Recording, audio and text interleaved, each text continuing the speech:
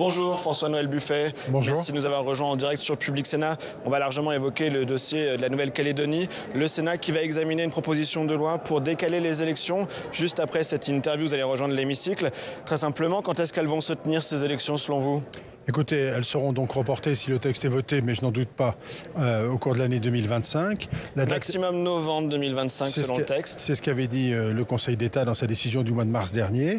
Il conviendra de fixer la date ultérieurement, alors c'est par voie réglementaire pour la précision, mais surtout en fonction des discussions qui vont de nouveau s'engager avec l'ensemble des Calédoniens. Sur quel scénario vous planchez ? Des élections au printemps ou plus tard dans l'année ?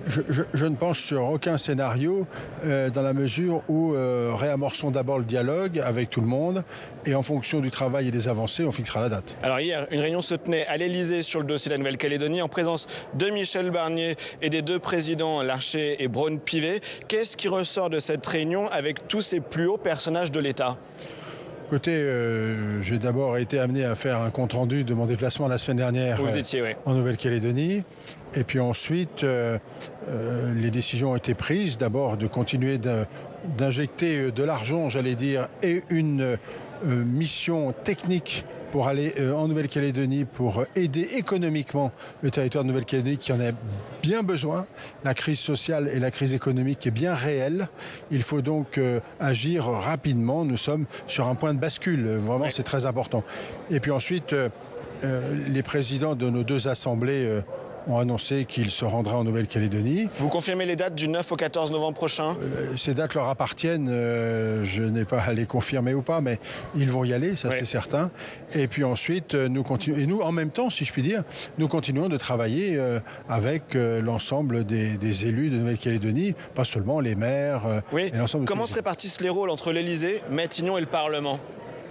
Le Parlement, je rappelle le principe de séparation entre l'exécutif et le législatif. Le Parlement est libre de faire ce qu'il veut et comme il le souhaite, et heureusement d'ailleurs. Et le gouvernement, c'est-à-dire l'État, fixe les lignes aujourd'hui de la reprise économique, de l'aide sociale au sens large du terme, du projet pour la Nouvelle-Calédonie demain, qui doit être porté évidemment politiquement, car il ne suffit pas de réparer l'immédiat, il faut aussi avancer pour préparer l'avenir, et évidemment de renouer le dialogue, c'est notre rôle, avec l'ensemble des partis. Vous le disiez, il y a le sujet de la reconstruction, vous revenez du Caillou. Qu'en est-il de cette discussion sur le statut de la Nouvelle-Calédonie ? Est-ce que les discussions pourraient reprendre bientôt ?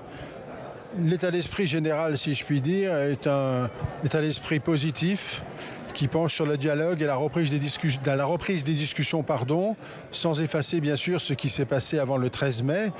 Mais les événements du 13 mai ont marqué fortement l'ensemble des Calédoniens, pour ne pas dire puissamment. La violence des émeutes qui se sont déroulées sur le territoire de Nouvelle-Calédonie est extrême.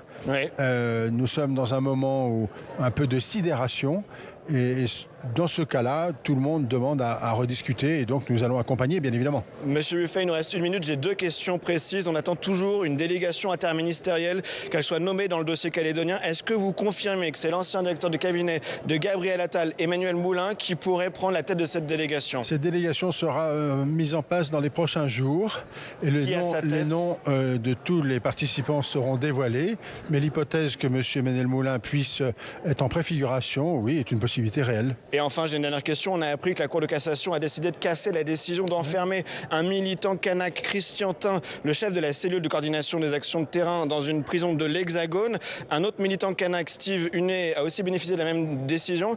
Un juge va encore devoir maintenant se prononcer au fond sur cette affaire. Mais est-ce que vous le dites, c'était une mauvaise décision que d'incarcérer ces personnes en métropole ? Je n'ai aucun commentaire à faire sur les décisions de justice. Je rappelle que les procédures sont à la main des magistrats, procureurs et juges du siège, et qu'il n'est pas question pour moi, en qualité de ministre, de commenter ces décisions. Merci François-Noël Buffet. Cette réaction en direct au micro de Public Sénat. Merci à vous. On sera bien sur le dossier.